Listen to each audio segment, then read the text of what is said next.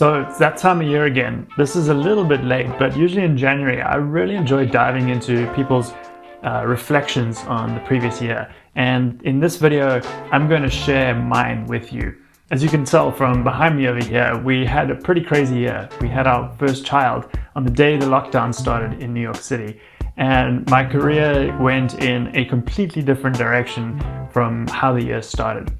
In this video, I'm going to share with you 7 things that I learned that I wish I'd known at the beginning of the year, let alone 5-10 years ago. So I'm Andrew Barry. Welcome back to my channel. I teach people how to teach on the internet. And whether you're a course creator or really anybody doing anything in the world, I hope that these 7 things help you as much as they've helped me over the past 12 months.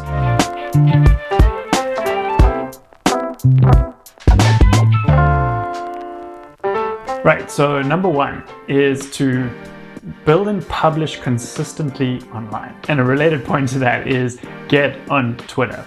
Now, I cannot describe how much of an impact this has had on my life. When I started this year, I had about 300 followers on Twitter.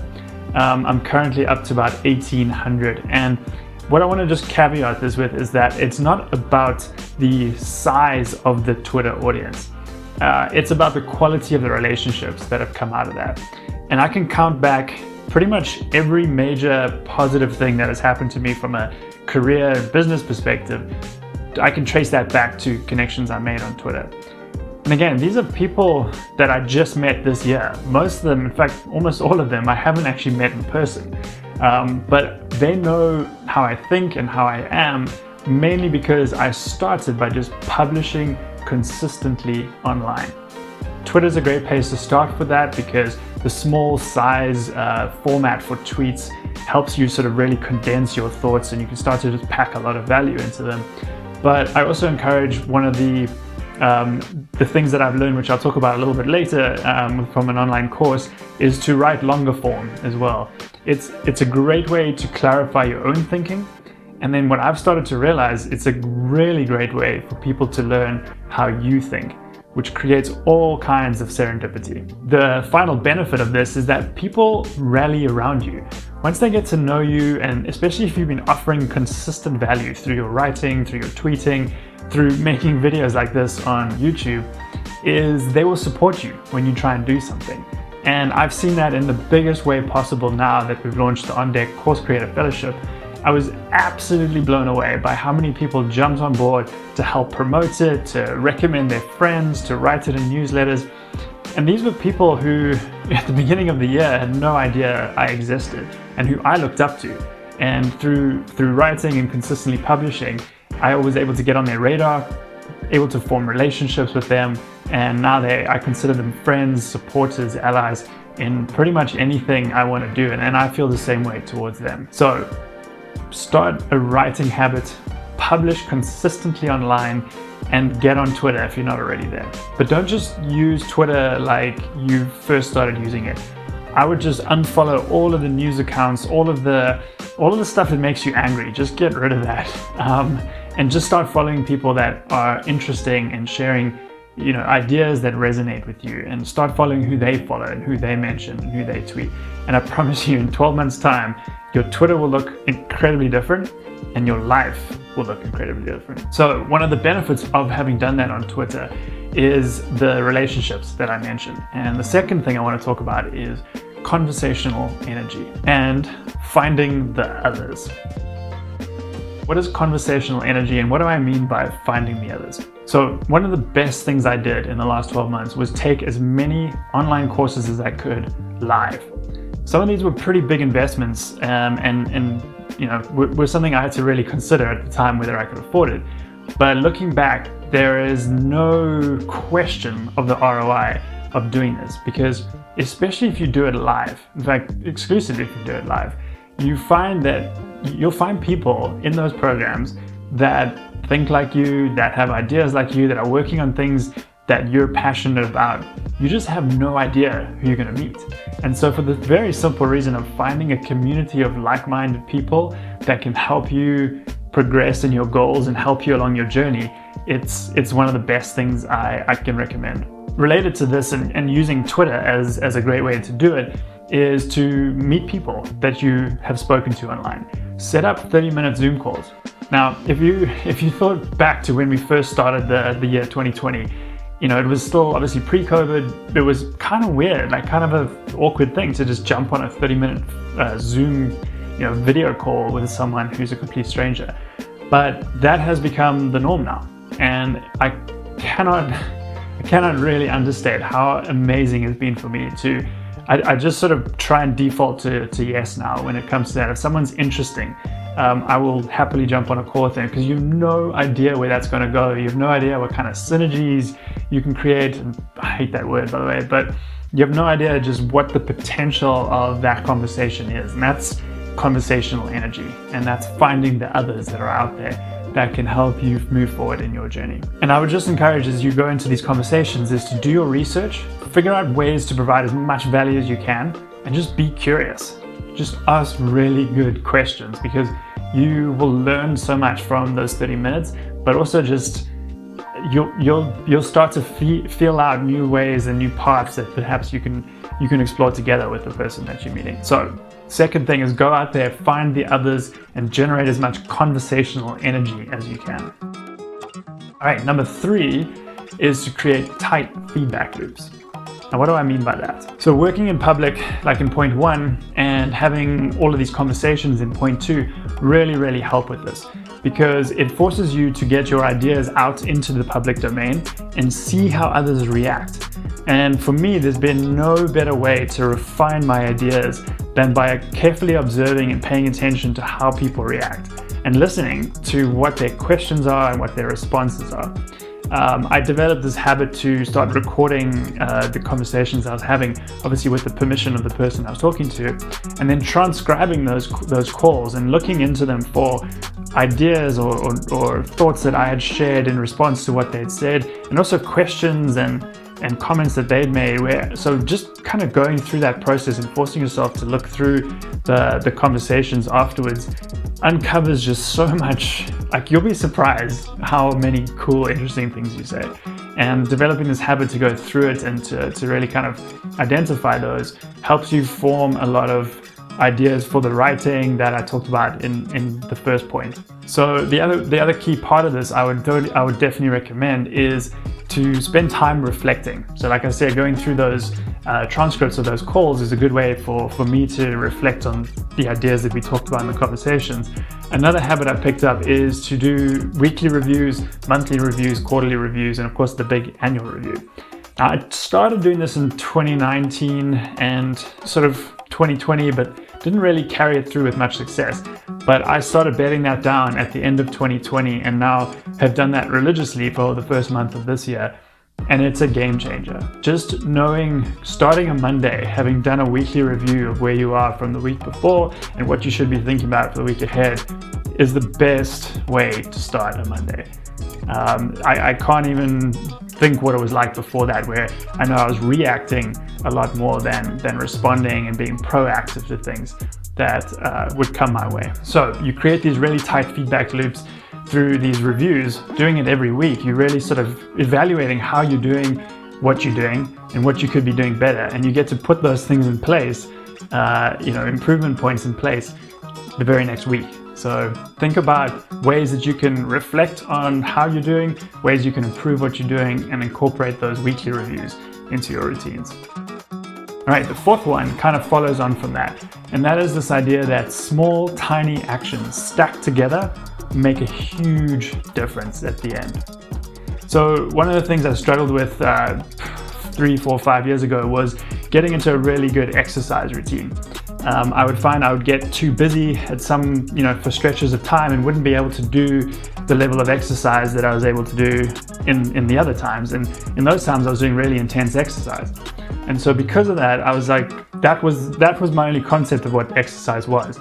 And then when I didn't have time for it, the default was binary. It was exercise or don't exercise. And not only did that result in more injury, because I was fluctuating how much I was exercising from intense to nothing, it didn't allow me to build up the habits that I needed to make exercise part of my daily life. And I've since done that for so many other habits and routines. So So one of the things I learned and I highly recommend is designing systems and habits for yourself. I've been following the work of August Bradley in this regard, and I can highly recommend the videos that he's been putting out and the course that he's created around this. Just by thinking about what routines and habits I wanted to have in my day, really, and then having a system to make sure I was accountable to that made a huge difference in that I turned those actions into habits, which is obviously the end goal here. One little tip is that if you feel like it's quite a big mountain to climb, if you haven't been exercising and you want to start exercising, it starts small. So there's this concept called elastic habits, which is to say, you've got a goal and say maybe that's, I don't know, run 5 miles, maybe it's run 2 miles is your goal. And what you do is you set a sort of stretch goal and then a mini version of that goal, right? So if your goal is to run 2 miles every day, 4 days a week, you could say a stretch goal of that is to run 5 miles, and a mini goal could be to just run a mile, right? You can apply this to anything, right? So you have sort of an advanced version of it and a small version of it. So I had started something 2 years ago, I think now, to do push-ups every single day. And I've pretty much done it non-stop except for the day that my son was born, back in March. And what I found was that I sort of set this a mini goal of 60, a sort of middle goal of 70, and a stretch goal of 100 push-ups every single day. And so when I wasn't feeling ready for, like, I wasn't feeling the energy, I wasn't feeling like up for it, I just knew I had to do just 60, and I'd bang out those 60. And if I was feeling pretty good, I'd structure the sort of, the sets so that it turned into 70. And once I was at 70, it was like one more set to get to 100. And that made a huge difference. So suddenly I had a bunch of days where I was doing 100, a bunch of days I was doing 60, some I was doing 70, but I was building a streak of every single day, right? And so that's one example. I've been doing this with writing, with meditating, with so many different things that have made a huge difference. And I would also just say you don't have to do every single thing every single day. I actually learned that the hard way, and I pushed myself to do too many things and got hard on myself for not doing some of those things each day. But if you sort of set 6 to 8 things that you want to do and you're consistently hitting 6, 7 of those every single time, you're going to build some really good streaks and eventually turn those tiny actions into long-term habits. So we just talked about tiny actions becoming long-term habits. The 5th thing I learned last year was to try hard things. So in thinking about the tiny actions, one of the things I often tell people is don't worry so much about the next 3 to 5 years. That's often quite a limiting, it feels intimidating to think like, what things should I be doing in the next 3 to 5 years? But what I realize is if you just think of it in terms of the goal and set yourself a really big, hairy goal, you then reverse engineer that and figure out what the steps, what the projects are, what the routines are, what the habits are that you need to put in place each day to get to that goal, right? So one of the things I do now with the annual review is every year just write down what those big, hairy goals are for 3 to 5 years for my health, my family, our finances, all of these things. And you then reverse engineer it. And so it becomes this thing of big goal, but manageable steps to get there. And that's the key to changing yourself. So what I always recommend is don't think about like what the 3 to 5 year goal in terms of like the project you should be working on and then or anything like that, is to just think about what kind of person you want to be, right? And push yourself out of your comfort zone. Really test yourself with hard things and show people that it's possible. Right, number 6 is do what you love.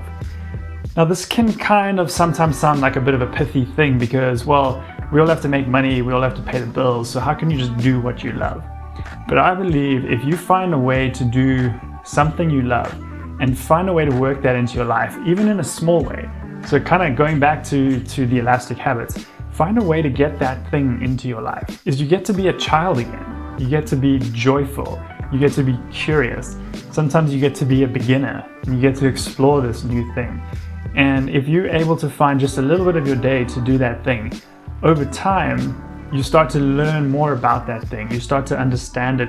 And if you're doing what I've mentioned before, like writing in public and publishing consistently and creating tight feedback loops, you start to see what of that resonates with people. And then maybe, just maybe, you get to find a way that you can actually make money doing what you love. Because if you get to do what you love by providing value to other people, you're going to be unstoppable.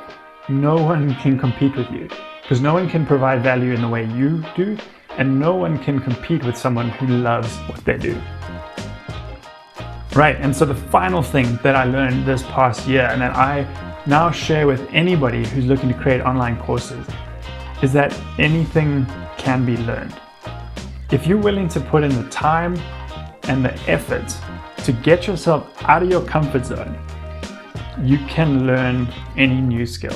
Now, I'm not going to sugarcoat it. It does, depending on what the skill is, take a lot of time and a lot of effort.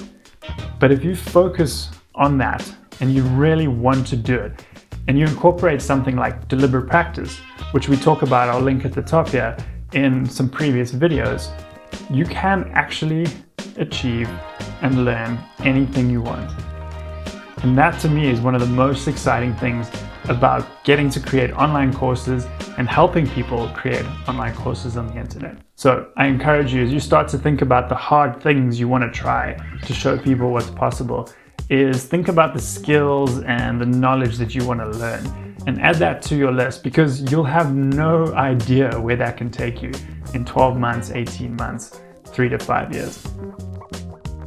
Those 7 things have been huge in my life. I'm by no means perfect. I'm going to continue to work on these 7 things for the rest of my life. But the process of just going down and writing them down and reflecting on them and then sharing them with you guys is something that has helped me internalize this a lot more. So please let me know what you think in the comments.